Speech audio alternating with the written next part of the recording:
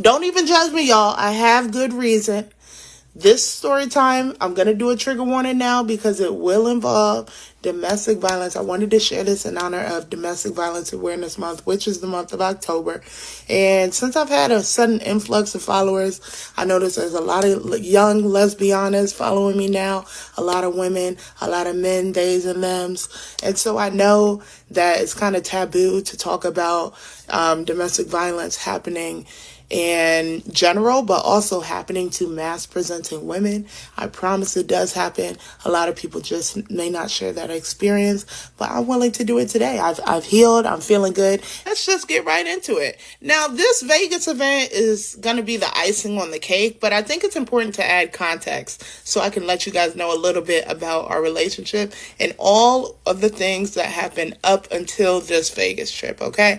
So we started dating summer of 2019. We met on the Her app. The Her app is basically lesbian Tinder, okay? So we met on the Her app. We eventually linked in person. I thought she was beautiful. For the purpose of this story, we're going to call her Adrian. She was a Sagittarius. So if you know anything about Sagittarius, they're basically the life of the party, okay? Anytime we went out, we would have a good time. We would mix and mingle in the city.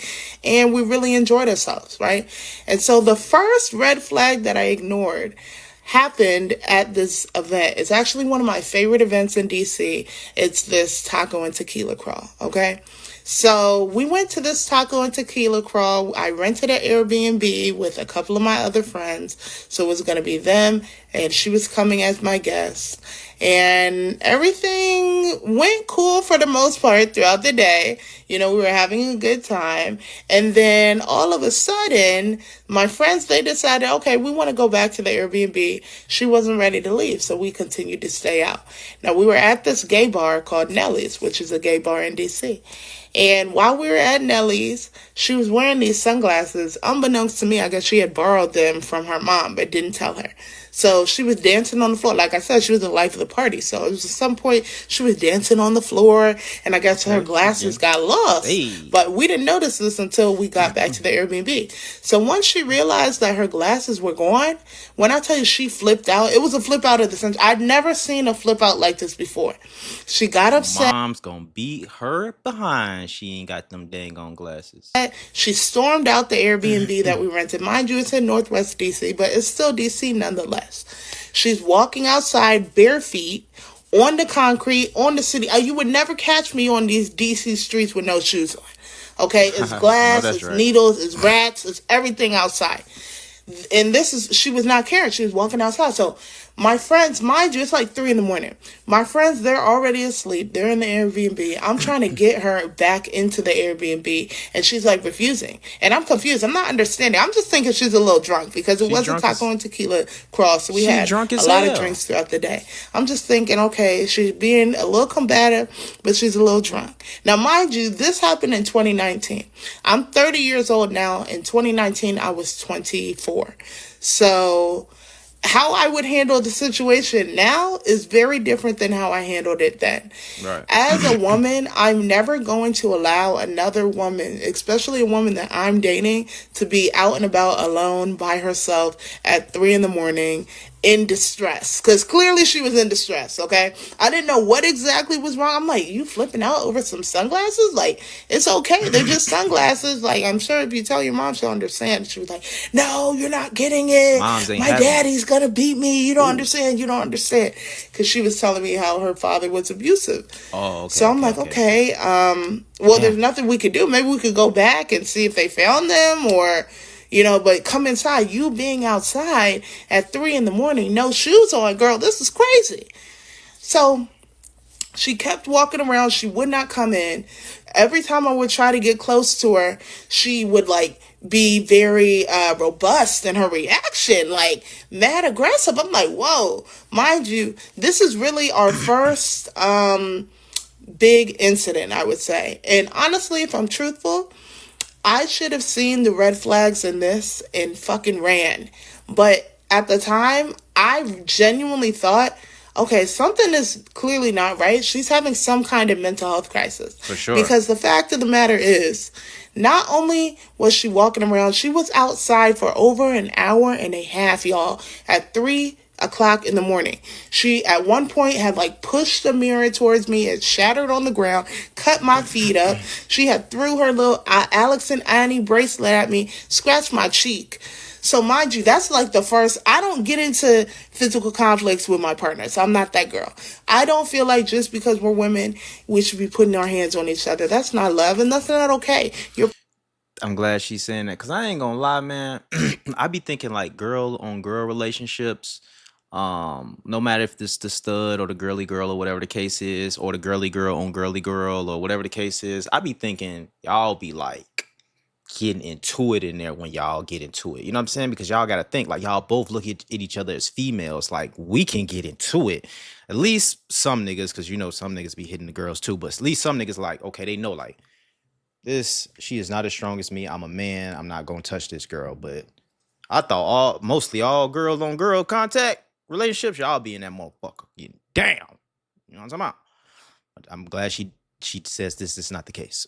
Partner should not put their hands on you. Granted, she did not put her hands on me in that incident, but she displayed physical aggression towards me. And in hindsight, I should have motherfucking registered all of that and stepped away. But me being the person that I am at the time, I was trying to help the situation. At one point, I called my friends and I'm like, can y'all come out and help me try to get her back in the house? Because it started out with her flipping out about the glasses, and then it turned into her talking about how she didn't want to live anymore. She ran towards like a bridge and was like, I'm going to jump off. It was like a lot. Mental breakdown. Mind you, it's like 3 a.m.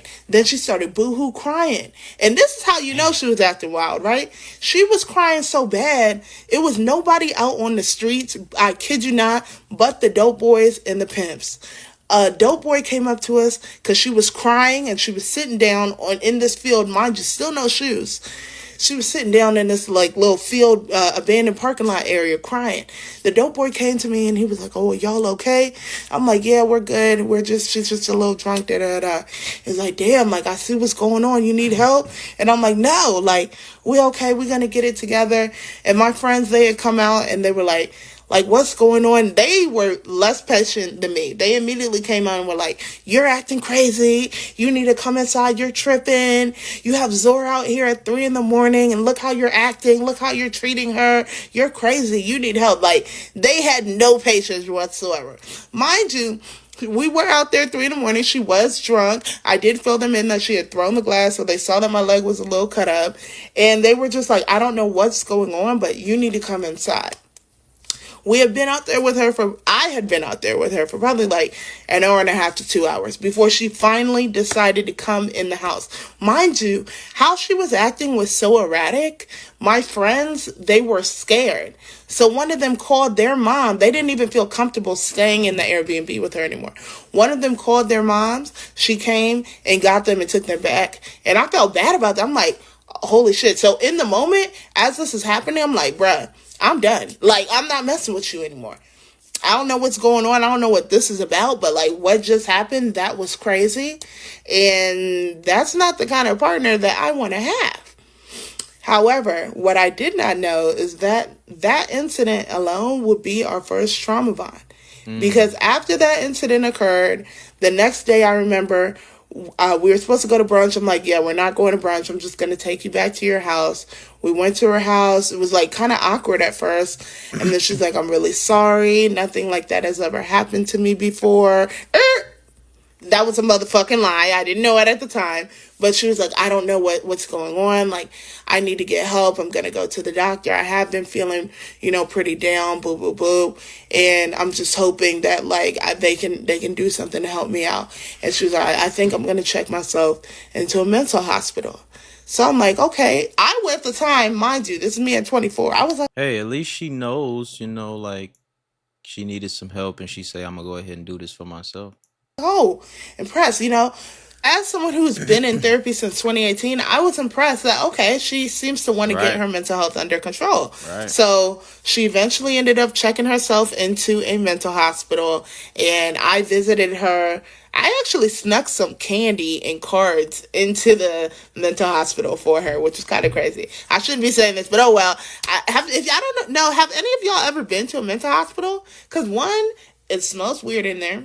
Two, There's so many eclectic people in there. Okay, when I went in there, we used to play Phase 10 all the time. So I brought some Phase 10 cards for us to play. I brought a handwritten card in a journal for her, and then I snuck some Skittles in because they weren't allowed to have like outside stuff. So I snuck some Skittles in. And I brought a sweatshirt for her. So the visiting hours, I think there were only like two times, like 12 to 1 and then 3 to 4, both on Saturday and Sunday. I was so dedicated. I sat through, waited from fucking 11 all the way down until like 6, just so that I could spend as much time with her as I could while Sorry, she y'all. was at the mental hospital. So she was there for like a week and some change, and then she got released. And things were better for a little bit. She was on medication. I did end up continuing to date her because she was on medication. So I'm like, okay, she told me what her diagnosis was, which is bipolar. I didn't know at the time it was other things as well. But when she told me that, she was like, it makes sense. I've never had an episode like that before, which I found out later down the line that was not the truth. But she was just saying, I feel so much better now that I'm. Even though that wasn't the truth, I'm glad the young lady did get help right then and there. You know what I'm saying? Because she probably realized, like, damn, I just tweaked out, like, really spazzed out on my girlfriend. So, let me, you know what I'm saying? Let me get right. So, On this medication, like I feel better. So boom, that's incident number one, and that was the first red flag incident that I should have took heed to and decided to separate from this person. However, we continued to date, and eventually, let's be honest, we moved fast. While we were dating, at the time, we were still both living with our parents, but we both really wanted to move out. And I think our desire to move out of our parents' house kind of rushed this process because not only did we get engaged in 4 months, which I know that's crazy. Getting engaged in 4 months, 10 out of 10 would never recommend, would never do again. Man, woman, they or she them, already know. do not You already motherfucking know. do it. You need Don't to do know it. somebody through all 4 seasons. You need to see somebody. Hey, look, everybody need a 5-piece. At least. Nigga, if I was 20, I'd give you a 10-piece. You know what I'm talking about? But everybody need a 5-piece with big plates. You know what I'm saying? Fuck that shit. You know what I'm saying? We still probably ain't gonna get. I ain't gonna lie. I ain't really with that marriage shit. No cap. But that's just me though. But if it was the case, I need at least a 5-piece for you, and that's just because I'm getting older. Like y'all here, y'all be knowing what I be saying. I need to vet you for at least 5. A fucking girl can change their mind in nigga a second. So I need 5. No cap. Happy, sad, disappointed, mad, angry, rejected, dejected. You need to see people in all phases of life before you propose to them. And I know as lesbians, we do tend to move fast, so that's why I'm dragging this out right now to the young lesbianas out there. I don't care how bad your home situation is or how bad you want to leave wherever you're at and move in with your partner. Take your time. Because if you don't, you could end up regretting it how I did. We got engaged in 4 months. When we moved into the place, everything seemed cool for the first week. It wasn't until the second week, that was the first time she ever put her hands on me. The second week that we were in the apartment. I don't even remember what it was over. It was something so minimal, but I know for a fact she blew it out of proportion. And her immediate first response was violence. I didn't understand it. I had never been in an abusive relationship before. So to me, it was confusing of like constantly feeling like you have to walk on eggshells around someone. You never know really what could trigger somebody. And then I think the mix of her having mental health issues and me not really knowing both not knowing my full self-worth and wanting to feel like I can help this person. Maybe I can fix this person to a certain extent, or I can support them through what they're trying to fix. But the reality is, this individual, she had really deep-rooted issues, deep-rooted trauma stemming from childhood and stemming from previous relationships, but mainly from childhood that was bleeding into this situation. Now, as I said, the first. And it sounds like it. You know what I'm saying? Remember what she said in the beginning. She say when she lost the glasses, my dad gonna beat me. So she was getting abused. So this is projected into her relationship. You feel me? incident of violence happened probably like a week or two within us living there. So by March, I had already kind of started to learn how to interact with her and do my best to try and avoid conflict. But the reality is, when you're dealing with a narcissist, when you're dealing with someone who's bipolar and refuses to be consistent with their medication, you never know what could trigger them. Okay? You could look to the left the wrong way and they might snap on you. And if I'm being honest, day-to-day tension started to build so much, I started to feel uncomfortable in the space. And y'all have to remember, by this time, it's COVID. So it's 2020. She was not working. She wasn't working prior to this either. She had gotten injured while working prior to us meeting and was like getting disability from that or whatever. So she wasn't working. But then at a certain point that stopped. So by the time we lived together and we moved in together, she wasn't working. I was still working through COVID, the entirety of COVID. Okay. I was working the whole time. But we, as y'all remember, during COVID, everything was shut down. So we were together 24/7. That to me is not normal. I need my own space. I need my alone time. I think we had a 1-bedroom, but it was pretty spacious. But still, that's not normal. I ain't gonna lie. Well, this was in COVID time, but in a little 1-bedroom living with, your partner can be kind of weird. You do need your own space. Cause I ain't gonna lie, I literally used to be so fucking happy when my ex went to work. Oh Lord, thank you. Please go to work, nigga. It was just me and the cat. Me and Bobo, nigga. That was a cat name, nigga. Bubba. That was his real name. But he got a nickname Bobo, nigga. But me and Bobo, nigga, we was in that bitch chilling. Like, then when it was time for her to come home, I'm like,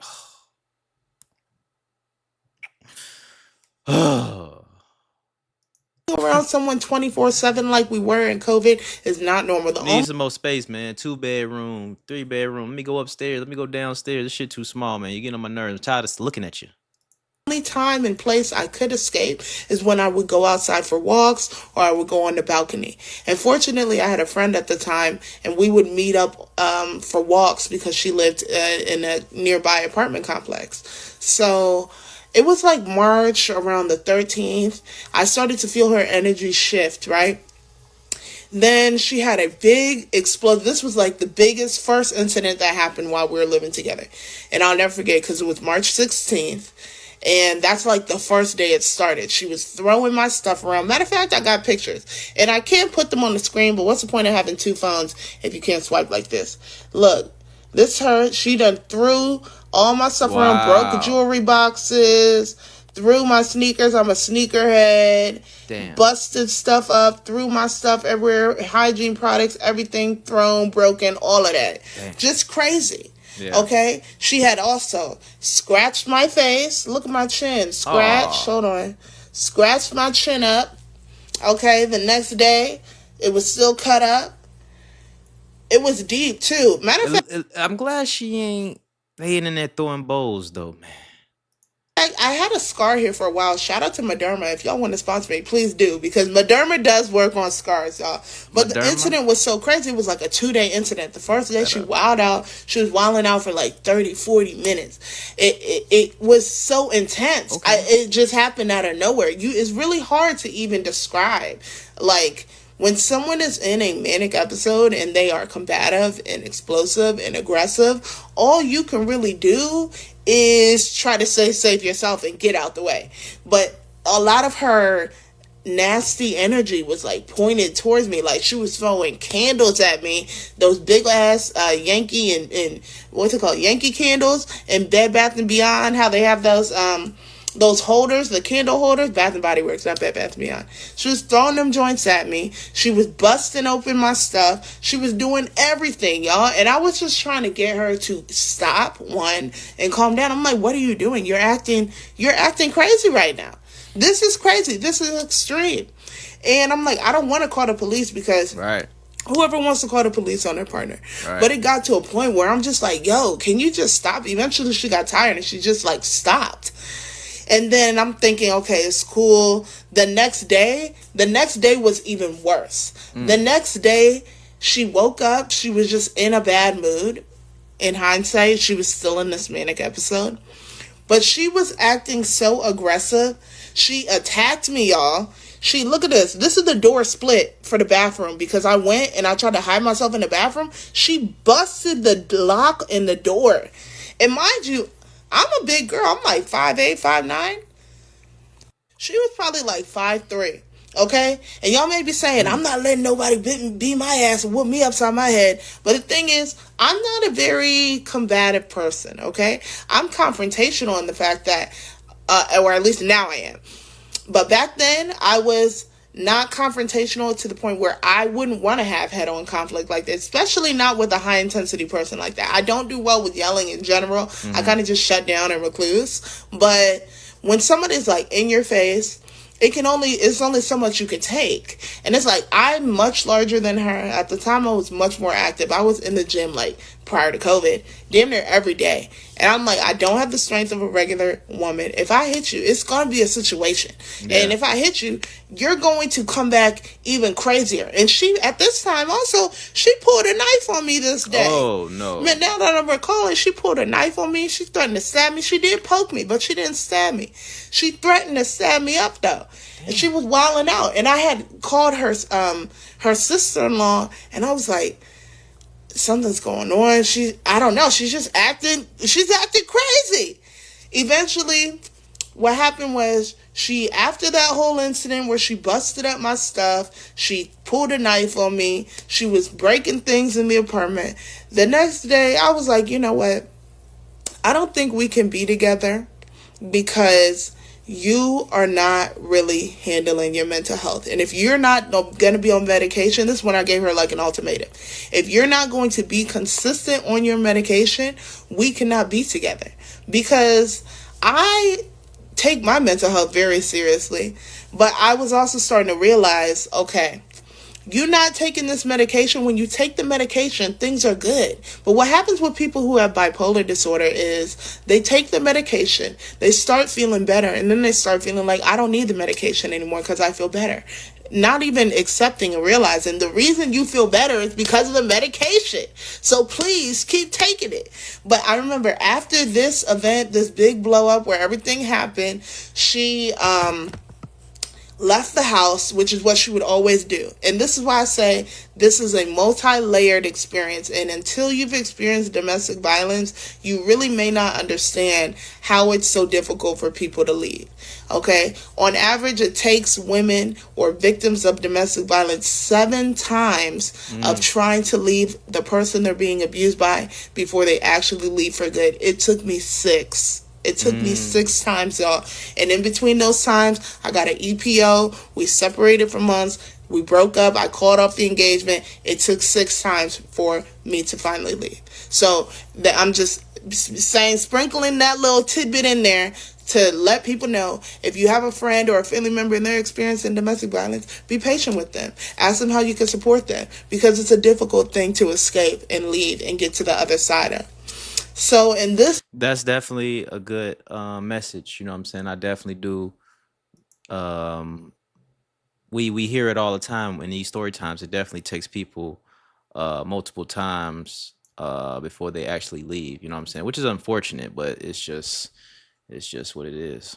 instance, after that big blow up, the next day I remember her coming back and we watched this movie God's Not Dead, which was kind of crazy. Like, why that of all things? But we watched God's Not Dead, which we had an emotional moment, and she was like, I promise I'm gonna stay on my medication. No, and then it's hard. I can't fake the funk. Like, you just attacked me yesterday. I can be around you to a certain extent, but I'm still trying to keep the peace. I'm still on edge from what just happened. And she immediately could feel the energy, and she was like, I'm just gonna leave since you don't want me here, and I'm not coming back. So that's what she would do. After she would have these explosive episodes, they would always be followed with her threatening to harm herself and randomly leaving at some point, sending me a cryptic ass text like, I'm sorry for all the things I've done to you. You don't deserve this. I'm not coming back until you actually want me there. All this is the kind of stuff that narcissistic people do to play with your emotions and toy with you. Nowadays nobody would ever be able to handle me like that. But back then, I was wrapped up. I had no real inclination that what I was experiencing was abuse. It really just felt like a very intense, toxic ass relationship. Don't get me wrong, I knew what was going on was toxic, but I was like, it's just when she's not on the medication. When she is on the medication, it's good, but when she's not, it's unfathomable. I can't be around it. But mind you, also, it's still COVID, so we're together 24/7. She's not working. I'm still working. There was times where even in the incident, she threw my work laptop, the laptop that I was using to work, and broke my computer. You know what I'm saying? She did so much stuff. But it was like, what can I really do to escape the situation because it's still COVID? Now, like I said, we were living together the entire, damn near, I think only 1 month. The entire time that we lived together, I was paying the rent by myself, okay? Ooh. Keep that in mind. Hey, listen. Can't be acting up if somebody paying the rent, man. Y'all can't be acting up somebody paying that rent. Y'all would be on y'all best behavior. What's wrong with y'all? Boy, somebody pay some rent for me, man. I'm gonna be on my best behavior. I promise. You ain't gonna get no. I'm gonna do everything I need to do. Watch. When we first started living together, she wasn't working. She could not maintain employment. I was paying the rent. Mind you, this is during COVID. So in hindsight, I probably could have got away with not paying the rent and just put that money towards savings. I probably would have had my condo sooner, but I was still being responsible paying the rent.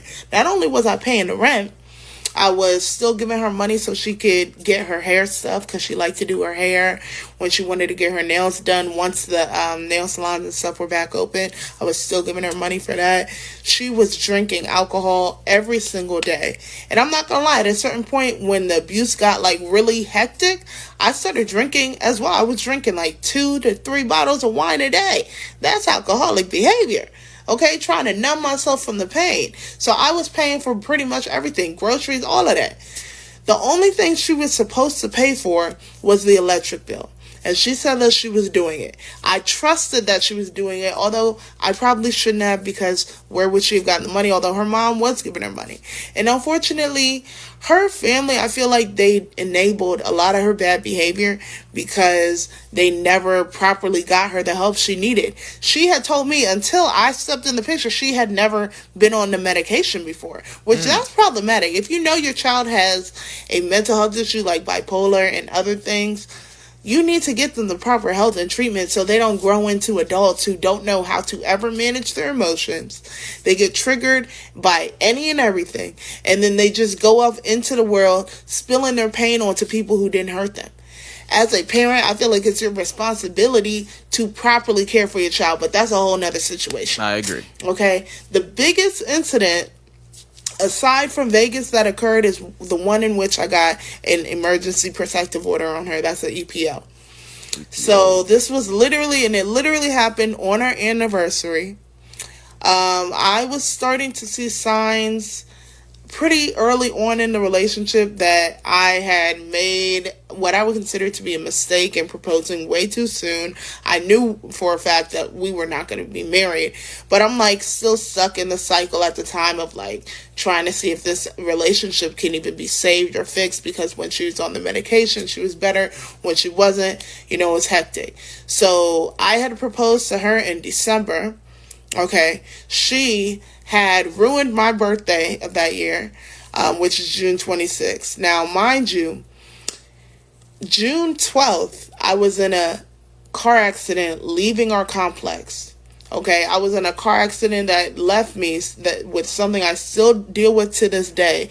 That's permanent nerve damage from my neck all the way down to my hand. Okay, when I got in the car accident, I tried to call her. She had me blocked. I can't even remember what the thing happened, what the thing was that happened, but a tactic that a lot of narcissists use is stonewalling you and like punishing you for even bringing a concern to them. You could package what's bothering you in the most perfect way. Use the best words that you can. Be as sweet as possible. It will never be good enough for a narcissist. Okay? So I remember it was something about me. Hey, man, I didn't try to do that before. Like, what I call them a narcissist though? I don't know if I would call them a narcissist, but I definitely done tried to like explain something to a person like nicely and all of that, and motherfuckers make it seem like I'm making. You know what I'm saying? I'm like, damn, I'm trying to come to you nice about the shit, and still, goddamn, it backfire on me. Like, come on now. Expressing to her how I didn't like how she speaks to me in some kind of way. She's like, oh, you don't like how I speak to you? You don't have to talk to me at all. Mm. So she blocked me. So when I got in a car accident, I couldn't even communicate with her. So that left me, at the time, we didn't really know what was truly going on, the full extent of my injury. But she knew I was in a car accident, and she knew that my neck was messed up in my hand and my body. I was stiff, like it was bad. So after the car accident on June 12th, which let me pause right here to say, fuck you, Yennefer. Okay? You raggedy bitch. You done fucked my body up for life. Fuck you. I'll Who never is forgive that? you. But anyway, apart from that, okay?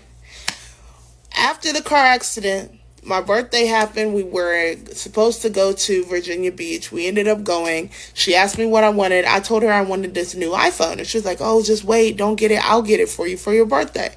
Birthday comes and goes. Not only did she ruin the birthday in Virginia Beach, it's not even important enough to bring up, but I will elaborate on. She just acted an ass and ruined my birthday.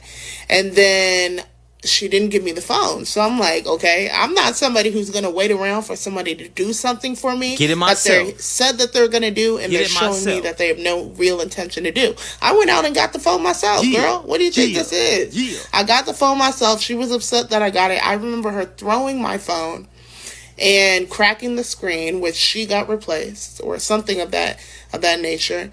And then she was so upset that I got myself a phone, she went out and got herself the same phone. And then I also recall her just being in terrible energy when I came back with the phone. Like, having an envious and jealous partner will really be, it's such a draining experience. Like, I don't know another way to describe it. Your partner trying to do everything in their power to suck the life out of you, to break your spirit, to break your dreams, to break your desire to pursue things that they see are of interest to you. Okay? Because I had a podcast that at the time I was developing, I wanted to work on. She would literally sabotage my recordings, break my equipment, ruin the middle of my recordings, come in. Oh no, you can't mess up no money. You can't mess up no money when it comes to big play, man. You can't. Why are you gonna try to mess up the money? I gotta get you on up out of here. You trying to mess up my equipment? That's like, it's not the same. But you ever been playing a game, nigga? Hey, how many fellas y'all ever been playing a game, nigga? And your girl come out and motherfucking turn that fucking game off, yank the whole cord out from, or push the button, bling, fuck your whole day up. Make unnecessary noise and do all of this. So this is leading up to what happened on July 9th, which is the date that I got the protective order. She finally had gotten a job. Even though she had a job, she still was not contributing to rent because she had a whole bunch of bills and stuff she needed to pay. She had gotten like crazy speeding tickets. Not even speeding. She went, actually, I forgot about this. She went to jail briefly for a time period. Like, when I say briefly, I mean under a day. But she had to go to court for this like speeding ticket, so that's where her money was going towards. I'm like, okay, I can be understanding, and I'm a supportive partner. This day, I was working from home. I was on the phone with my friend. I had just made some hookah, and we were talking on the phone. She, earlier in the day, had just, no. Actually, what happened was this. The night before, she found $50 on the ground, okay? The next day she started her period or whatever, and she was like, oh, can you go give me some tampons? I'm like, yeah, sure, like, give me the money though. Because why should I? Yes, we're both women. Yes, you're my girlfriend, but we both have cycles. I literally pay for every single thing in this house, and it's not like you don't got money because you just found $50 on the ground yesterday. So if you want me to go get it, give me the money for it, bruh. I don't feel like that I was being unreasonable, but she caught a crazy attitude in it, went and got it herself, went on to work. Came back. To my knowledge, I thought she was still on her medication. She had been lying to me, saying that she was still on it, and she was not continuing to take her bipolar medication. So I was on the phone, And she came storming in, stomping in the house. I felt the energy right away. I went into the bathroom, continued my phone conversation. While I'm in the bathroom, she comes, she takes my hookah, dumps the hookah, and it's like, this is my hookah, starts acting crazy. At that point, I was just so over it. I'm like, you're literally acting crazy. Like, I don't even know why you're acting like this. You're really acting crazy. Mind you, she's calling me out of my name, this, that, and the third. Like, it was not infrequent for her to call me a bitch or call me something crazy out of my name. I don't believe in calling your partner out of your name, okay, out of their name. Even if you're upset, I feel like you should still be respectful. You should still treat them with respect. This is supposed to be the person that you love, okay? She was calling me everything under the sun. The one time I returned it, and I said, in this instance, I said, after she called me a bitch and this, that, and the third, I'm like, I don't know what you're talking about. Leave me alone. You're acting like a crazy bitch. Leave me alone. Baby, when I said bitch, It's cool when they do it. It's a problem when I do it. I was Hey, you ever had niggas? Hey, man, listen. You'll be with your girl, she be calling you all type of names, nigga, da da da, nigga, you this, that, that, that, that. The nigga, you say one thing, she act like, oh, it's the end of the world. Oh, I'm a bitch. Oh, I'm a bitch. I'm a bitch now, huh? I'm a bitch now, huh? Like, come on, bro. You just cussed me the fuck out. Called me all type of names. walking into the bedroom. She got up. She said, what? She attacked me like a spider monkey. I swear on my life, this lady attacked me. She's 5'3" and I'm 5'8", 5'9". She jumped on me. Boom, boom, boom, boom, boom. Starts hitting me, throws stuff at me, clawing at me, pushed my head and my neck into the wall. Mind you, I had just said I was in a car accident on June 12th. So my body was fucked up. My neck was fucked. I could barely even turn my head. And she knew this, and she still purposely pushed and kneed my head into the wall. I started crying when she did that because I was in such physical pain. Now, prior to this one incident, I had never, now I wouldn't even say hit her back. I had never defended myself. I had literally just allowed her to wail on me, however she was, till it was done. Just like leave her, try to keep my arms up, push her back, da. And this occurrence, once she need me and all that, oh, babes, I held the arms down. That's when she really felt, oh, she is stronger than me. Like, she really could take it there if she wants to. I'm not gonna lie, I hit her one good time in the stomach. Oh, she was like chilling out. She said, I can't believe you hit me. How you gonna say you can't believe I hit you? You've been hitting me. She was whooping my motherfucking ass like a spider monkey, y'all. Hold on, let me show y'all some of the pictures. Okay, boom. You see my lip is busted. She busted my lip. Oh. We going through here, scratched up my face. This is like a damn bite mark. Scratch on my chest. Cut my face up. Busted my lip. Look, there's nail polish on the wall because I had nail polish on, and when she pushed me into the wall, my nail like literally ripped back. I ended up getting a protective order. This is just proof, so y'all know I'm not lying. That's the person who came. Scratched up my hands. She busted a blood vessel in my freaking eye. Okay? Now, what happened when I called the police? The police came also in the middle of the scuffle. Somehow the bottom of my foot got sliced open too. So when the police came, and here's a protective order, but y'all don't need to see that because it has her name. When the police came, right, mind you, this is COVID too, so the police were handling calls a little differently as well.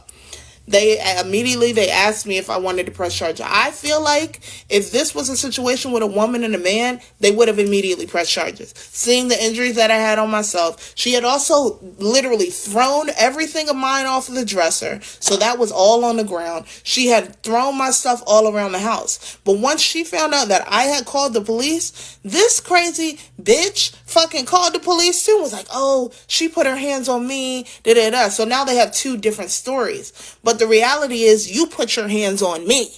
And I'm the only one with physical injuries on me. You have no injuries on you. You have destroyed more of my stuff. As you can see, boom, all on the ground. She done threw my stuff around the room, all that. So when the police came and I told them this and I showed them these pictures and I'm like, she has a history of violence against me. And they're like, do you want to press charges? Mind you, this is another thing. This is from an earlier incident, and this is what I was showing them. She scratched me. I still have this scar. Hold on. Y'all see this right here? This scar will never go away, and it always reminds me of some of these incidents because it was deep and it goes to the white meat. I showed the officer that. I showed them some of these other images of another, this is from another incident. You see the date, April 13th. Scratch, cut, like, y'all, she was whooping my ass. I'm not gonna lie. And it's not funny. I can make light of it now, but in the moment, it really was not funny. So when I was talking to the officers, I'm like, they were like, do you want to press charges? And my thing is, at the time, I was like, no, I don't want to press charges. What I want to happen is for y'all to take her to the mental hospital so she can get forced to get put back on her medication. But because we were just fiancés, we weren't married or anything like that, and this is a grown adult, they could not force her to go to the mental hospital. They did handle her a little differently because of, I told them about the mental health background, and her mom, I think she called her mom, and I don't know when she pulled up, but at some point she did, probably a little after the police left. So the police are like, well, if you don't want to press charges, then, the most you can do right now is you can get a protective order. I'm like, I'm going to do it. And they're like, but we wouldn't suggest it if you're not actually going to leave her alone. And I'm like, well, I want to do it. Like, I am going to leave her alone. And for now, I'm definitely going to leave the premises. And I need to make sure that I am protected so that she does not destroy my things. Because that was her go-to thing to do, to throw my shit around. And like I said before, I'm a sneakerhead. I have a lot of expensive shoes. I have a lot of expensive things. I did not want my property to be damaged in my absence. So I said, okay, I went to the magistrate's office, which that is when the first time that I really realized, oh shit, you're really in deep, and this is an abusive relationship. I think that was my first inclination. That was the first time I ever thought, I cannot believe this is my reality. Because when you go to the magistrate, you have to literally write out the incident that you're getting a protective order for and tell them what happened and stuff like that. That was really my first time talking to anybody outside of, even my friends didn't know, in my family, they didn't know the full extent of what was going on. My family had no idea what was going on. My friends, they really had no idea what was going on. But once I got that protective order, it's like, I can't ignore my reality anymore. This is what's going on. I'm in this situation with this person who's putting their hands on me at the point of, now you can physically see, like, I'll never forget my mom. One time I had this scratch on my neck, which I still have the scar from. It's right here. I still have the scar on my neck. But one time we went to a barbecue at my mom's house, and she had seen this scratch on my neck, and look, deep to the white meat. And this is from May 29th. And she asked me, like, what happened? And I was just like, I don't know. I just got scratched or whatever. Mind you, I texted the person about this, and what did she say to me? Here's a text. I sent her the scratch, and what she said in this text is, I saw it. I said, don't walk up on me. I'm sorry, but I get mad defensive. It's not an excuse, but it just is what it is.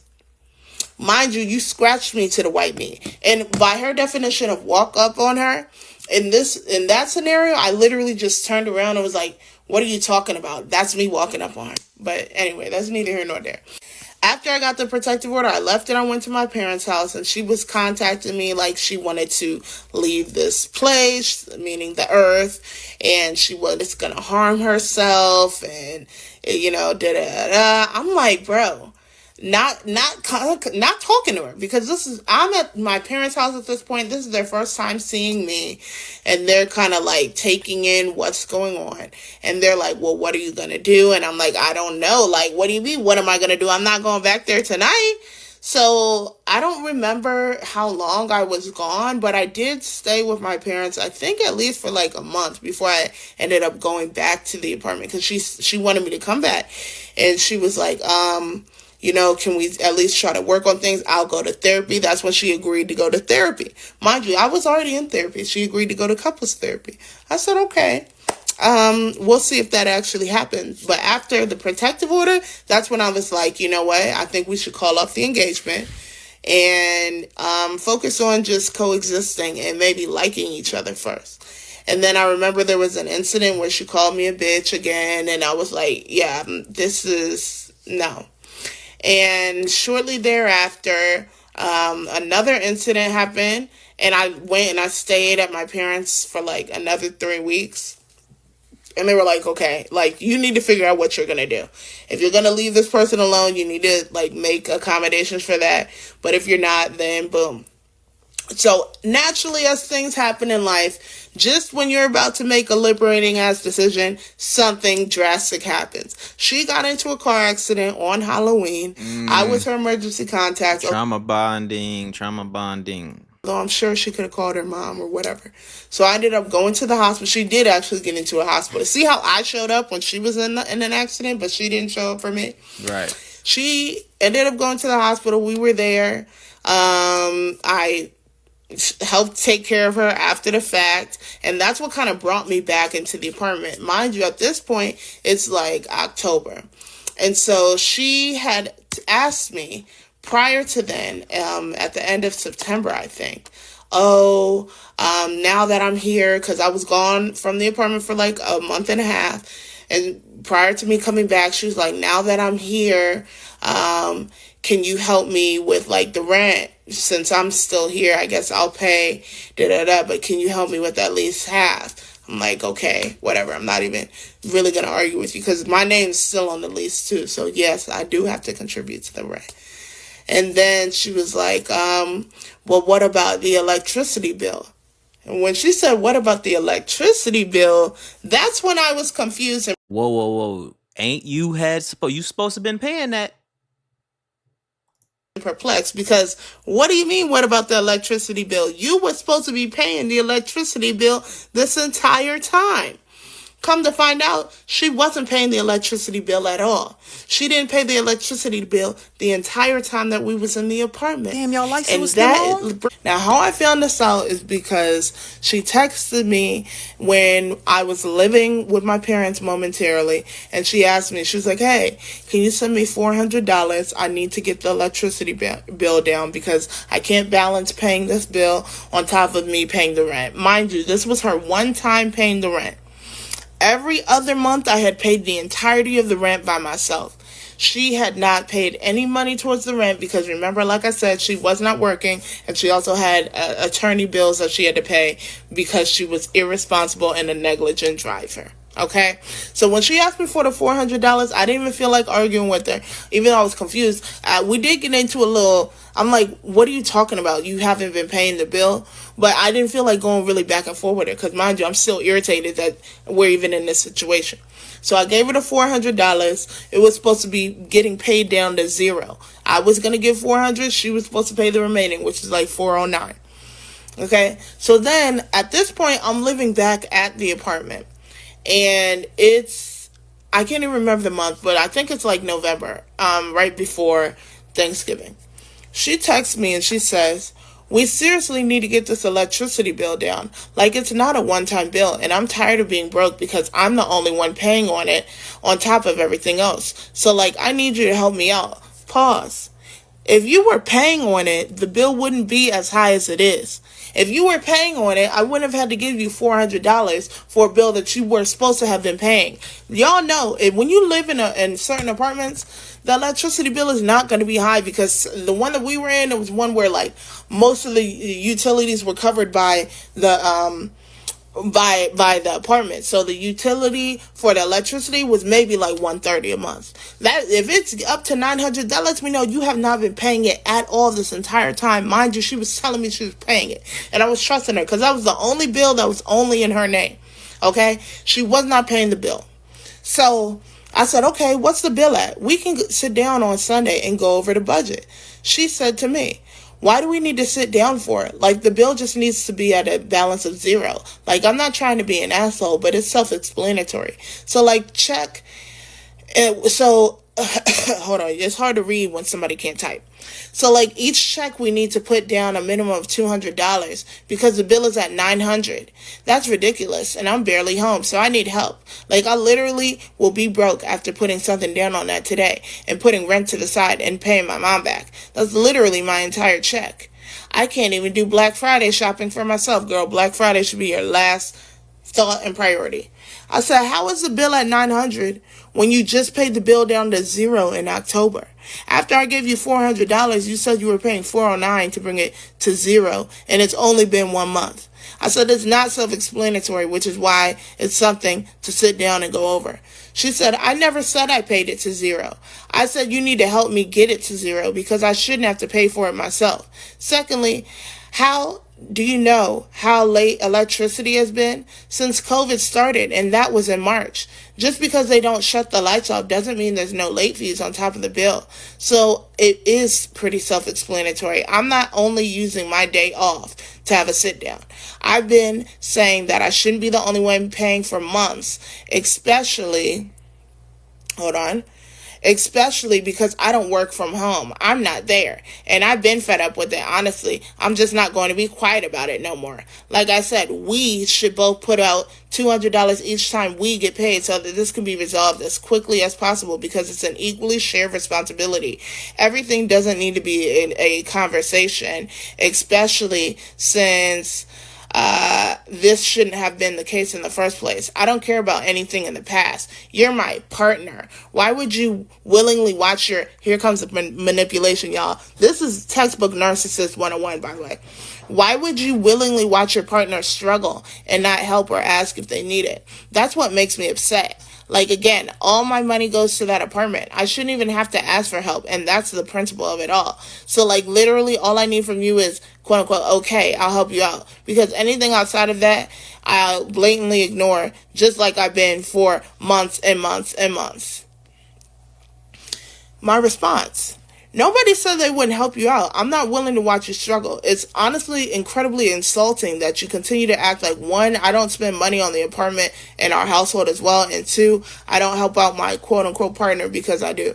Everything does not need to be a conversation, but we need to have a clear determination of things financially, and we do not. Excuse me.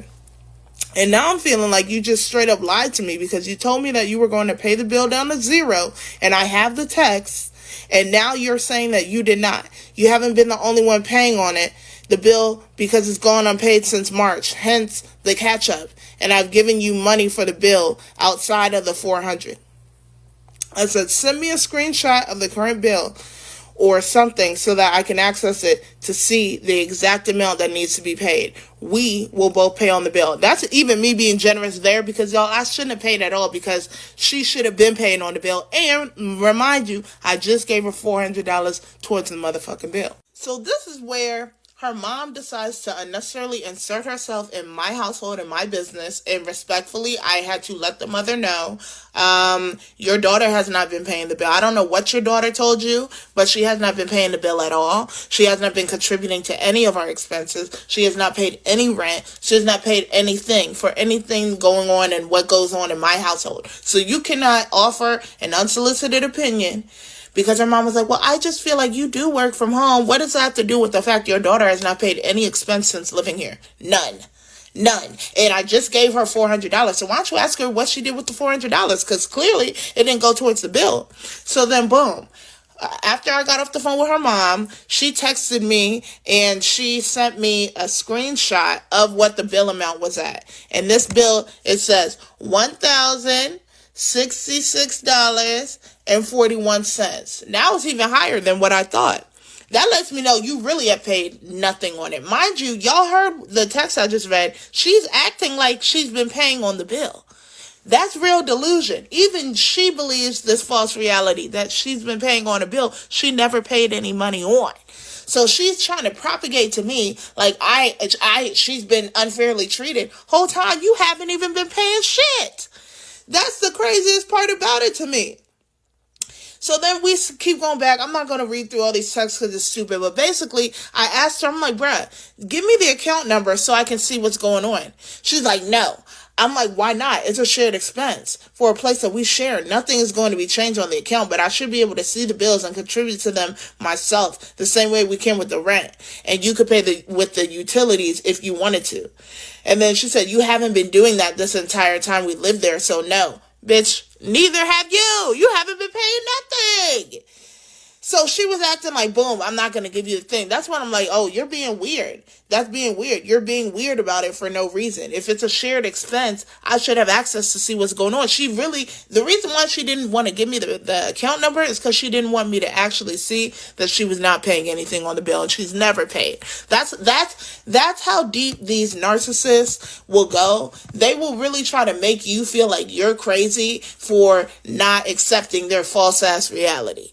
I knew as soon as she asked me for more money, okay, I'm thinking, what did you do with that money? But I don't even care. What I care about is that you are asking me for more money now, and I'm not giving you shit. I'm not giving you shit. And that's what I told her mom too. I'm like, I'm not giving her any money towards this. I'm not giving her anything. So obviously, after I texted her back and forth a little bit, and I'm like, this is simple communication. Once she started acting weird, I said, oh, you're not gonna give me the account number? Bet I'm gonna find it.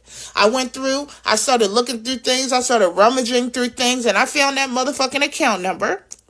As soon as I found the account number, I looked in there. Not only did I find the account number, I also found this journal, which I'm going to show you some of the stuff that she wrote in here so y'all will know that I'm not making this up. This joint, what does it say? Die, be, die. Die. F you, go to hell, die. Get hit by a car, kill yourself, drown, die. Hang yourself, cut your throat, die. This is what she writing on papers, y'all. Writing on papers and notebooks, y'all. Crazy. Crazy rants. This girl was crazy, y'all. I'm not even lying to you. And then I saw, excuse me, that she made a pros and cons list about me, which that is just crazy. So in doing that, I also found, I found the bill, which I'm not going to show too much, but yeah, I found the account number, and I logged into that motherfucking account. I saw that she said paid nothing. I said, oh, I'm definitely not paying anything. Then she texted me randomly a couple hours later. I think she talked to her mom, and she was like, I just paid the full amount, so don't even worry about it. Girl, I know you did, because that's what you should have done. You should be paying the full amount, because you've been paying nothing. On top of that, you stole from me. So now I really don't trust you. So at this point, this is November. Right before November, right before her birthday, because her birthday was in December. So once I found out that she stole from me, that for me was the icing on the cake. Oh yeah, we're definitely not living together after this. Like, it's a dub. So I had started to look for apartments of my own. Mind you, we didn't have to inform the leasing office that we were not renewing our lease until December 17th. That was the last day for us to tell her. So, unbeknownst to her, and I think that the only reason that she was trying to suddenly, all of a sudden, want to pay this electricity bill down is because she knew that I probably didn't want to live with her, so she would need to get her own place, and she can't do that if her credit is in shambles. I really think that's the truth. So I started looking at places. I was looking at both condos and apartments. I ended up finding this one apartment that I really loved in Alexandria, and it was a high rise. It's the one that I eventually ended up choosing. But I didn't inform her that, we're not going to live together yet, but the energy was there. And mind you, I also started to notice when you live with somebody and their routine changes, you can kind of feel when things are off. Now, things have been off with us for a while. But what she started doing, once she finally started working, at first she was working at Amazon, and then she started working at this group home, which I don't know how she even got the job working at a group home with children with behavioral issues when you're a grown-ass adult with behavioral issues, but I don't know. Somehow she got that job. So she was working at the group home, and she was getting harassed that was at Amazon. See, this girl had an issue keeping friends and maintaining relationships because she had such crazy energy. So at this new job at the group home, her hours were kind of weird. We were kind of on opposite schedules, but this is when she was able to leave and work there, sometimes overnight or whatever. That's what she's telling me, that she has to work overnight. And I'll never forget, it was Thanksgiving. She made a whole big meal, and I was really upset that we weren't going to be spending Thanksgiving together because she, quote unquote, had to work. Come to find out, I don't know if she did or didn't have to work, but apparently she did some extracurricular activities after work and made a whole plate for a whole overweight. I'm not even going to go in on the other person. You know what, God? I'm sorry. Take it back. Let me scale it back before I take it left. But the crux of it is, She lied, said that she had to go to work. Turns out she was actually with another person, right? She had made all this food, had me package it up so she could take some of it to work because she was going to be hungry for her overnight shift. I had noticed in the coming weeks or the weeks before that when she got back from work, she would just be sitting in her car for like 30, 40 minutes before coming in. Mind you, I didn't mind because the tension was thick and I was over it, you know. But she would just be sitting in the car. All of a sudden, she want to go out and hang out with new friends. Like, when people start changing the routine, you know something is up. So, boom, at this point, I'm kind of like over it. I'm halfway out the door anyway. We were like, okay, there's this therapy session. We finally were supposed to have our first therapy session with a couples therapist. The day of the therapy session, she intentionally sabotaged the entire thing by making us go to her parents' house at the time that she knew the session was, because we had just talked about it the night before, threw a big tantrum in front of her family, in front of her parents, stormed out, all this extra stuff. I ended up calling an Uber, and her mom was like, can you just get in the car with her? I'm like, absolutely not. Like I said, her family was enabling the behavior. So boom, now we're leading up to Vegas, okay? Her birthday was December 20th, okay? So like I said, the last day for us to let the leasing office know we were not going to be renewing our lease was December 17th. I had originally planned, when everything was good, for us to go to Cabo for her birthday. She, a procrastinating motherfucker that she is, did not get her passport, so we were not able to go to Cabo. So then I had to scramble. Mind you, I had already bought the flights, reserved the place. I had to scramble, get new flights, and we ended up going to Vegas. Now, did I have to? In hindsight, I want you to know this is in 2020. I was younger. I was not as wise. I was not as healed as I am now. I would never, ever do anything like this again. So, boom. We end up saying, okay, we're going to go to Vegas. I've never been to Vegas. This is my first time. She had been to Vegas one time before. So, the night before we were supposed to leave for this flight to Vegas, she decides to go out with her male best friend. We're going to call him Isaiah, okay? She goes out with Isaiah. She comes back to the house. She's super plastered drunk to the point where she can't even get herself off the toilet to go into the bed. He has to help me carry her into the bed, in which she passes out, okay? So she passes out in the bed. And at this point, remember I said she bought herself the same phone that I had because she was jealous that I had it. So I walk into the kitchen and I grab her phone thinking that it's my phone. Genuinely thinking that it's mine. And I open the phone and I see, boom, it's open to a text message. And the text message says, don't say anything, Zora just walked in. Now, when I saw that text message talking about don't say anything, Zora just walked in, I'm going to be honest, I could have put the phone down because I realized it wasn't mine. You may be saying, how were you even able to get into her phone? We had each other's Face ID or whatever.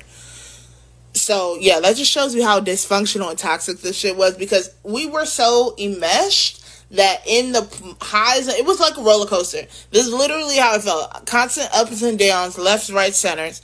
When I saw that text, I could have put it down. This is me being accountable, okay? Because at that moment, I realized this is not my phone. And I could have put it down, but my intuition said, bitch, motherfucking go through that phone. So that's exactly what I did. And so I'm reading the text, and it's her kikiing with one of her friends. And she's like, oh yeah, I just got back with Isaiah. He is fine. Mind you, you're supposed to be gay. And you fiending after this man who, honestly, I thought he was gay. But you talking to your friend about how he is attractive and you would sleep with him. Alright? These are the kind of girlies I don't want around me. If you over here sneak dick your ass right out of my life, okay? She talking about that. And then I just keep scrolling up. And I see that she talking about, oh, nothing even happened when I went in her house. I just went over there and I did sleep in her bed and we just kissed, but we didn't have sex. Nothing happened. You just kissed. That's cheating, bitch. First of all, I feel like cheating is you doing anything you would not want your partner to know, behind their back, you being sneaky. That could include texting somebody you know you shouldn't be entertaining and talking to. That could include hanging out with somebody. To me, that even includes changing people's contact names in your phone. All of that kind of weird shit is cheating. Cheating. Okay? Any inappropriate action you would not want me to do, bitch, you motherfucking cheating, for real. So, boom. I find out from reading that text, mind you, when this happens, like I said, it's the night before we're supposed to go on this trip. When I open the phone, it is exactly 3 o'clock a.m. The flight is at 6. She's so passed out, too. So I'm going through and I'm reading everything, screenshotting it to myself, sending it to myself, deleting the screenshots. And I'm just thinking to myself, I'm pissed. But I'm like, I know for a fact, if I confront her about this, it's going to be a big blow up in a big situation. I just found out she was cheating on me. How did I find out? I had accidentally went through her phone, and I say accidentally because I did unintentionally pick up her phone when she was passed out in the bed. I thought it was mine. We had the same exact phone, and we both had black cases. Now, when I realized that it was not my phone, I could have put it down, but once it was already open, I did not. Now, when I saw the phone, and when I saw that it wasn't mine, what helped me see that it wasn't mine is because there was a text there, and it said, Zora just walked in the room, and I'm on speaker, be quiet. So, boom. I'm like, what? I go through the text. I see that she's kikiing with her friend about how she's been being sneaky behind my back, lusting after her male best friend. And then I see that she spent the night at one of her coworkers' houses. This older stud who, without giving too much to her, just spent the night at this lady's house, and she said that she didn't sleep with her. She just slept in the bed with her, and they just kissed. Girl, come on. That's cheating, you know? So when I saw this, I was livid. I was pissed. But when you're in an abusive situation, you have to understand that that is the most dangerous time to literally exist, when you're trying to leave that abusive situation, because that person will do any and everything that they can in their power to try and manipulate you and force you and keep you to stay, or they're going to do something drastic and violent. And I already knew. Okay, boom, we're supposed to go on this trip. It's already paid for. So if something like this had happened now, I indefinitely would not have gone on the trip with the person. But mind you, this happened in 2020. I was 24. She was struggling with mental health issues, and we were in this up and down roller coaster. If you haven't seen the past 3 parts, that will help you catch up on why I went. But the main reason that I went is because I knew that I had to be strategic in my exit in order to have the least drama as possible and the least violence happen towards me, y'all. Like, this girl was unhinged. So I had already taken the screenshots and I sent them to my phone, and I was just plotting in my head. I'm like, yo, okay, we're going to go on this trip. When we get back, well, on the first day that she goes to work, when she least expects it, I'm going to move all my shit out and I'm going to be gone. Because mind you, like I said in the last video, I had already started looking at apartments. So I had already found an apartment that I wanted to move to, and I had already gotten approved for the apartment. So I had said, you know what, boom. Once I saw that, because we had said, okay, let's see what happens on this trip. Let's see what happens for the rest of the year. If we're able to get along, maybe we'll consider, even though I knew in my mind, bitch, I'm not living with you ever again. I'm not living with you. But we said we would wait and see, okay? Once I found out that she was cheating on me, and you may say, well, you don't know, she slept with them. Whatever she was doing was inappropriate, and that's enough for me. I had already called off the engagement. You'd be stupid to think that somebody who cheats on you prior to y'all getting married would not cheat on you in a marriage. That would be so stupid to think. So I'm never going to allow that. So I said, okay, I got to do this strategically. Right? Mind you, we still got to head to the airport. So I don't say anything to her. We get to the airport. She fake excited. I'm literally livid on the inside, because it's one thing when you find out someone's cheating on you, unless you're going to leave them, shut the fuck up and let them cheat in peace. Okay? I knew I was going to leave her. I just didn't know exactly how and what to do. So mind you, I'm sending the screenshots and shit to my friends, and I'm like, bitch, look what I just saw on this girl's phone. It's really a dub now. Like, it's crazy. And I'm like, she's such a fake ass bitch. She could be in my face smiling and trying to kiss on me and stuff, knowing what she just did, which to all y'all cheaters out there, what is wrong with y'all? Like, really, what is really wrong with y'all that y'all can be in somebody else's face behind your partner's back and literally come right back to them like nothing happened? That's a psycho thing. And this is why this is my saying: if you'll lie, you'll cheat, you'll steal, you'll kill. And that's why I can't do it. And let me tell you, everything that I just said is what she did. She lied to me throughout the relationship. She stole from me, as y'all just learned in part 3. Okay? She cheated, and it's no doubt in my mind she would have tried to harm me. She tried to stab me. What do you mean? Any partner who's abusive, you don't know what can happen when you're being abused. Anything can happen. You could fall and slip and hit your head one day, and it could be a dub. Like, real shit. So we're in Vegas. We on the trip. At this point, there were certain things I had already paid for and prepared for. Mind you, this is the week before Christmas too, y'all. So boom, once I found out she cheated, behind her back, I went and I sent our notice to the leasing office. And y'all may say I was wrong for that. I don't give a fuck. I found out she was cheating. There's no way we was going to live together. I sent a notice to the leasing office letting them know we would not be renewing our lease. I didn't tell her this. Mind you, this is happening on the trip. And we're in Vegas for like 5 to 6 days. So it was a lengthy trip. Then one day on the trip, we decided to go get some gardening tools, if you're getting my drift. And so we got that. We participated. We faded on the strip, walking around. I'm still like internally, on the outside, I'm keeping it cool, but internally, I'm livid. So boom, we walking around. One of the things we were supposed to do is a helicopter tour, which I had already paid for in advance, but then we ended up seeing people on the strip, and they were like, oh, if you come do this little timeshare shit, you know the timeshare joints they try to get you to do. But this one had a whole bunch of perks. It was like, you can go to the Ripley's Museum, you can do the zip line, you can do a helicopter. It was like 6 different activities. So I was like, okay, I'll cancel my reservation. We went and did that. And when we were on there, I was like, okay, I'm going to give her this thing, because I'm like, I'm not somebody who, okay, now, I'm not even going to lie. There were gifts that I had bought for her before that I was just like, it can't be returned. It was bought too far in advance. She might as well just take in half. But I had already decided, like I said, it was the week before Christmas, all them shits under the tree. Oh, baby, Christmas canceled. It's going back. So the last little thing was this little ring or a necklace. I can't even remember. Something from Pandora that I gave her on the helicopter ride. She was being ungrateful. Let me rewind actually, because I'm missing a pivotal part. The night before this helicopter ride, when we were gardening, and we got back to the room, and I have this on video, by the way. I can't show the receipt, but I really don't want to, because even just seeing her face is going to bring just negativity in my space, and I don't want that space in my home. So boom, I'm recording. This is when I used to vlog back in the day. She says on the vlog, talking about flirting with me and stuff. Oh, the last time that I was intimate with somebody was 2 weeks ago. I'm thinking, we didn't do anything 2 weeks ago, so what are you talking about? She was telling herself while she was telling on herself while she was high, y'all. That's what was going on. She was telling on herself. And so I clocked it, and I caught it, and I was like, oh, but I didn't say anything out loud. I just clocked it in my mind, and I have it on camera.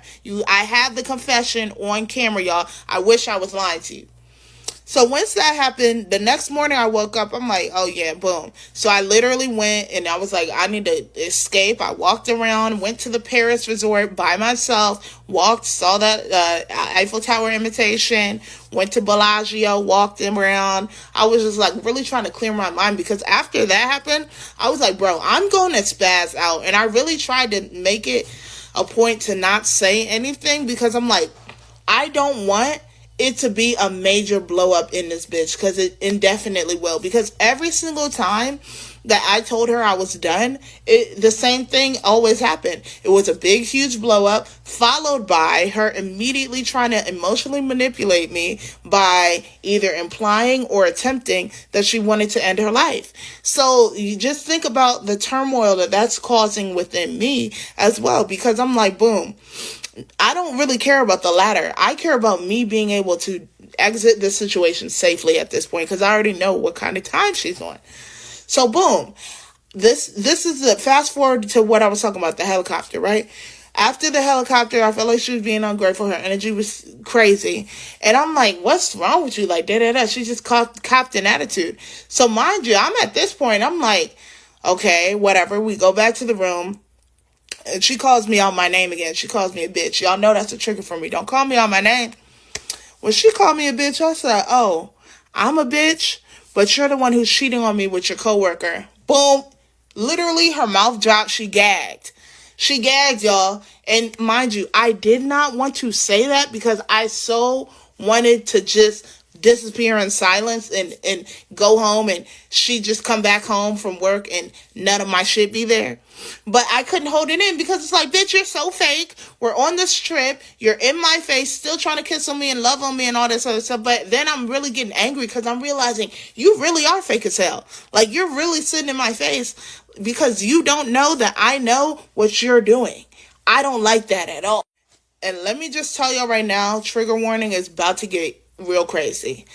After I said that, to say that she attacked me like a spider monkey wouldn't even do it justice, okay? I had literally just finished putting up all my stuff, packing up all my stuff. She went, this is how she destroyed the room, was throwing stuff everywhere, throwing everything everywhere, okay? Throwing my suit, opening my suitcases, throwing stuff. I had this cute Louis bag. She cut it. She came, she busted my ear. I got multiple piercings over here. She hit me on the side of my ear, busted my ear all the way up. Okay. Look at this. Craziness. And then we got home. I'm bruised. You see that bruise on my arm? Let me show you this. Purple. Somehow my legs got caught up in the scuffle. All that was going on. It's not even a scuffle because I don't want y'all to think in any kind of way this was a fight. This was her attacking me, y'all. This is her violating me yet once again. This big ass bruise. See how that turned purple? And then boom. Let me show y'all the craziest joint. Because I was sitting on the ground when she first started it. She stomped on me. This whole thing is a bruise that was on my leg, on the inside, on my thigh. So obviously we're in a hotel. The people hear what's going on and somebody calls security. Security comes up. They're like, what's going on? And she's like, I'm sorry, I'm just drunk. Da-da-da. And they're like, if we have to come up here again, someone's going to jail. So boom, the security coming up, that is what stopped her because she was throwing stuff at the window. And y'all know in Vegas, because of the gambling and stuff, they don't allow the windows to open all the way because people, might do whatever. So she was trying to throw stuff out the window, but she couldn't. So she was throwing boots and stuff at the window. She was throwing stuff around the room. And then after the security came and threatened to arrest her, basically, then she switched her energy from throwing my stuff around. I don't know if I told you she cut my Louis bag. She switched the energy from that to now suddenly, I want to end it all. I don't want to do it anymore because you're telling me you don't want to be with me.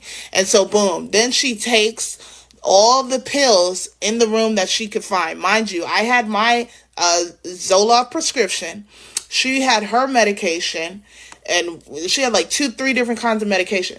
So she was like, literally took the bottle open, popped him, just starts popping him, popping him, popping him. I'm like, what are you doing, bruh? So now this is what emotionally manipulative and narcissistic people might do.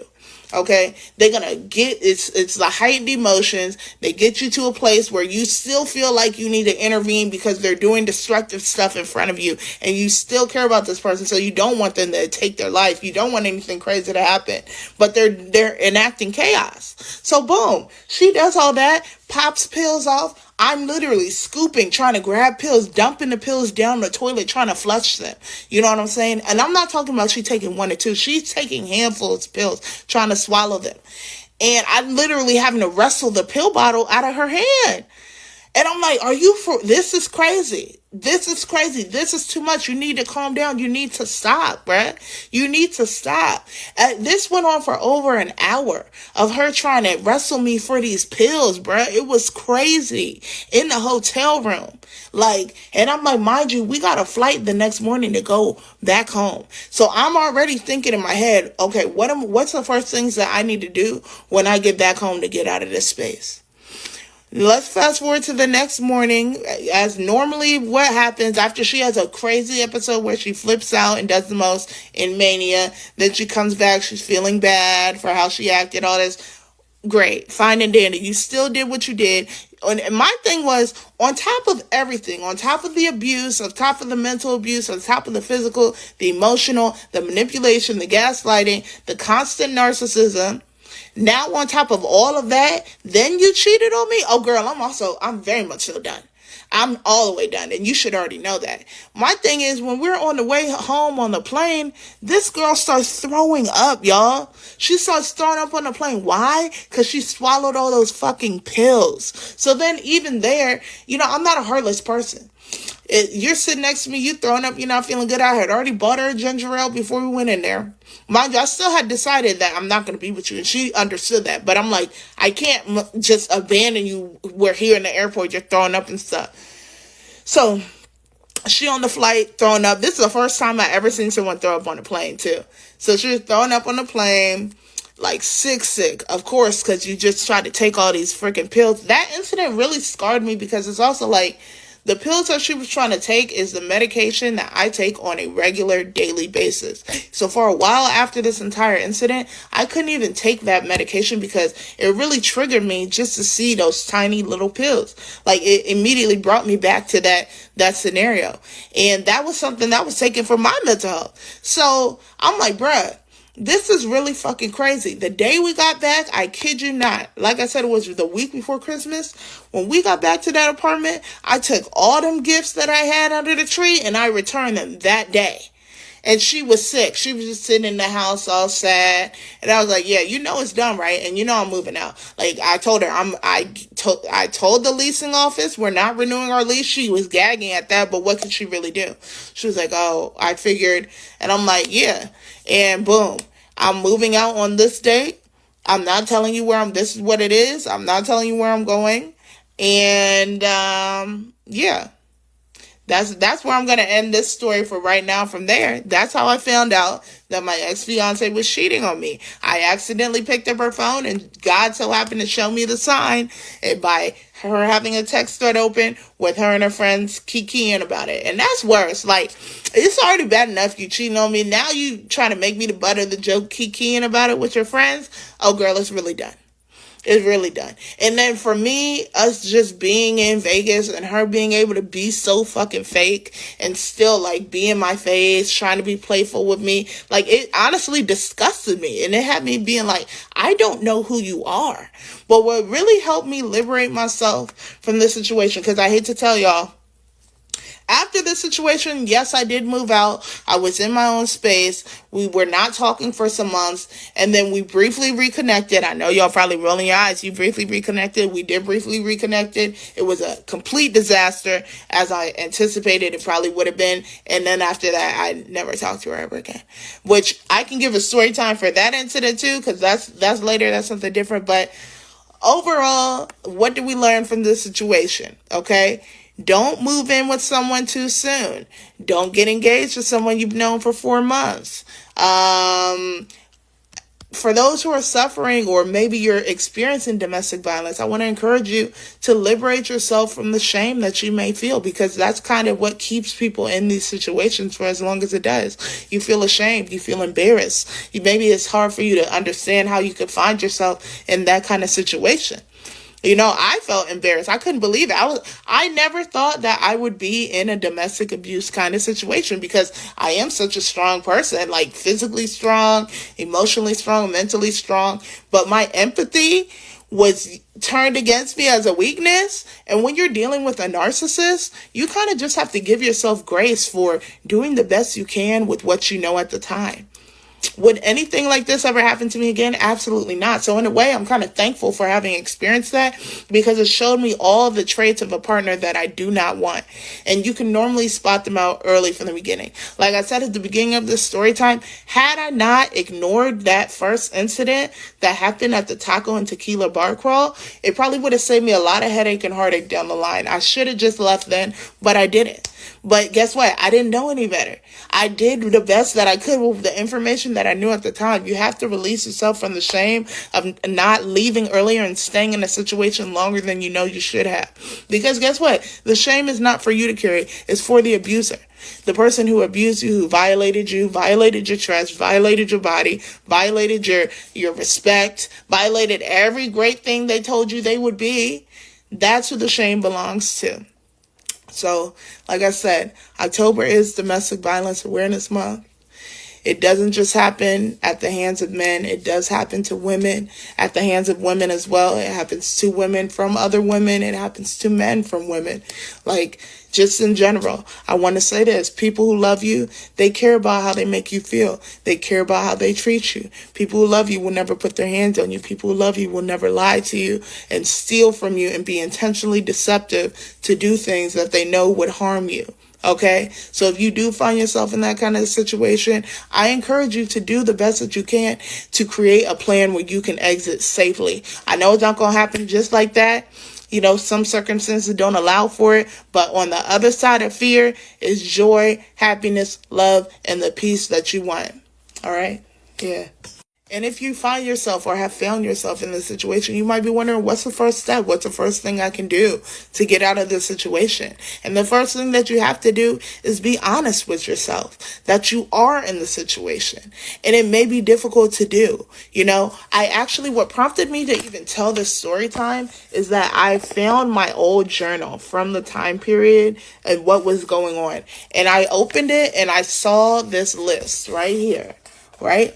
And it said, hard truths to accept.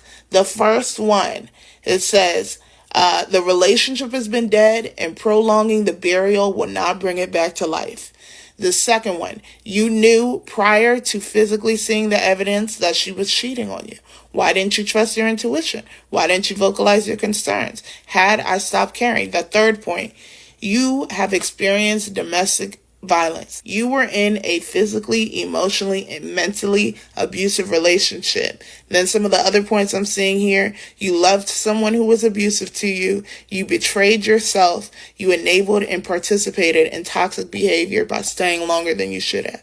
And it says a bunch of other things too. But you will not be able to liberate yourself from these kind of situations until you first accept that you're in this kind of situation. You know, I'm sure most people don't expect to find themselves as a victim or a survivor. I prefer to say a survivor of domestic violence because I certainly did not.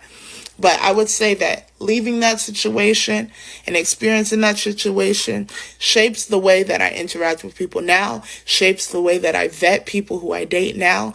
And it's part of why I can appreciate a healthy relationship so much because I've been in such a toxic, unhealthy one. I know the qualities of a person that I never, ever want to experience again. You know, so I don't doubt that she probably has not changed. And why I say that actually is because months after I had stopped messing with her for the final time, somebody actually reached out to me. And it was the person who dated her after she dated me. And they reached out to me, and here's the message. Boom, boom, boom. I'm going to bleep out her name right here, cover her name. But this is just to prove that they reached out to me, right? And they said, hey, Zora, question for you. Did you date a female named Adrian? Beautiful name, by the way. I said, thank you. Small world. Yeah, I did. Why? What's up? She said to me, wow, small world for sure. Your name isn't common. So I was like, wait a minute. I just dipped out on her like 3 weeks ago. And man, I heard about you. But it's always two sides to every story. And all I can say is I hope you're good. And I mean like mentally from being with her. I said, not you heard about me. Oh boy. I said, yeah, that's my ex. I appreciate that. I'm great, happy, healthy, and loved. She said, yeah, well, she tried to get me to engage her. What's your number, girl? We need to talk, da-da-da. So, da-da-da. She said some other things, and we touched base briefly, and I found out, boom, that a lot of things that she told me were lies. I also found out that she had been smear campaigning me, which is, unfortunately, you have to be prepared. When you leave an abusive situation or a situation with a narcissist, they are going to smear you. You know, I knew of one way because she had the irony of her, someone who struggled with such deep mental health issues that made her be how she is, that she would have a mental health support Instagram page. But the thing that I saw, she was bashing me on the page, lying about me on the page. And that's what people do. When you leave a narcissist alone, they might do a smear campaign on you to try to smear your image to everybody who knows you. But you just have to be comfortable and confident in your decision and know and remind yourself that this is not love. People who love you, they do not treat you like that. You know what I'm saying? People who love you, they care about you, and you can show people who love you show you they care about you through their actions, okay? Not just by what they say, through their consistent actions. And listen, I'm glad I got out that situation. I'm thankful that I got out that situation. It wasn't worse. Did it leave me with some lasting effects? Absolutely. You know, I take sleep medication now. I have PTSD from this. Going in certain areas and places that we used to visit can trigger a panic attack. I'm just telling y'all the real. That's real life. You know, it's real life consequences to being in an abusive relationship, but it's not the end of the world. It doesn't have to be the end of your world. You can get out of it, and you just have to plan and prepare. And if you have someone around you who is in a domestic violence situation, it may be frustrating. I understand if they don't leave on the first time, but you have to also understand, like I said earlier in another part, it takes victims of domestic violence, on average, 7 attempts to leave the person who is being abusive towards them. 7 attempts. I left on the 6th. It took me 6 times to leave this person for good. Okay? So be graceful with them and offer their support. Don't allow what's going on with them to interfere with your mental health, but just offer them support. Let them know that they're not alone, because being in an abusive relationship is an isolating experience. It's already isolating because you feel a little embarrassed and shameful that you're even in the situation. But then that, coupled with the abuse that you may be experiencing, is even more isolating. So I think oftentimes, you know, people just want to feel loved and reminded that they're important, that they're valuable, that they're worthy. And if you can remind them, then perhaps you can help them. But ultimately, people will not leave abusive situations until they are ready to leave. And hopefully, it will not be too late. All right. She couldn't have said it better, man. I think this was a great message. It's not October no more. We're a little bit in November right now, but especially by the time I probably release this video. But definitely good learning experience. You know what I'm saying? We definitely learned a lot from this video. You know what I'm saying? She admit where she made her mistakes, and I like it, man. I can't really say nothing else to it. You know what I'm saying? But shout out to her for getting out that situation. Hopefully she done found her a better situation. I think she did find her a better situation. So shout out to her. You know what I'm saying? I wish the other girl, even with her issues and her mental health, nothing but the best. And hopefully she finds somebody too and get her actual life together. You feel me? So y'all let me know what y'all think. I appreciate y'all for tuning in and rocking with me, man. Make sure y'all smash that like button. This was a long one. I will catch y'all on the next one. It's your boy Ray. Big play. Peace.